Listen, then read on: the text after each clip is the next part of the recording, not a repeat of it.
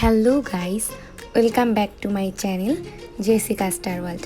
Guys, চলে এলাম আজকে একটি নতুন রেসিপি শেয়ার করতে। রেসিপিটি হলো এই চুপড়ি ফলের পাতা, যেটাকে বলা হয় টক পাতা। সেই টক পাতা দিয়ে চিংড়ি মাছের টক তৈরি করব।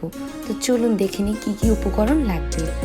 লাগবে আস্ত সরষে, লাগবে চিনি, লবণ, টক পাতা, চিংড়ি হলুদ লবণ দিয়ে মাখিয়ে নিয়েছি, আর নিয়েছি রসুন কুচি এবং শুকনা মরিচ। এবার রান্নায় চলে যাওয়া যাক। প্রথমে কড়াইতে তেল দেব। তেলটা গরম হয়ে গেলে সর্ষেটা দিয়ে দেব এবং সর্ষের সাথে সাথেই দিয়ে দিলাম শুকনা লঙ্কা এবং সেই কেটে রাখা রসুনগুলো। যখন একটু হালকা ভাজা ভাজা হয়ে গেল তখন দিয়ে নিলাম সেই চিংড়িটা। এবার চিংড়িটাও একটু ভেজে নিয়ে দিয়ে দিলাম সেই টক পাতা।